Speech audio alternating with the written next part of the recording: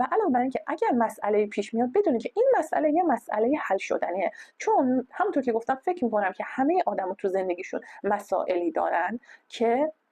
اگر به این فکر کنی که این مسئله حل نمیشه، این مسئله حل نمیشه. ولی اگه به این فکر کنی که ببین این یه مسئله ریاضی 2 تا 4 تایی که من فقط باید راه حلش رو پیدا کنم، چطوری با صحبت کردن لازمه 10 بار 5 بار با هم دیگه صحبت بکنیم و اون مسئله رو حل بکنیم و هر چقدر یه مسئله جدی‌تر باشه حل کردنش مهمتره. کاری که من نمی‌کردم، کاری که اگر که مسئله به وجود میومد تو ازدواج اولم و شروع می‌کردیم با هم دیگه صحبت کردن و اگه حل نمیشد پاکش می‌کردیم که اصلا همون حل نشدن یه مشکل باعث این اتفاق افتاد. مثلا که اگه ما میشستیم یه جوری این مسئله رو با هم دیگه حل می‌کردیم، یه جوری که هم من دوست داشته باشم هم اون دوست داشته باشه، یه راه مشترکی با هم دیگه پیدا می‌کردیم و مسئله رو حل می‌کردیم، مسلماً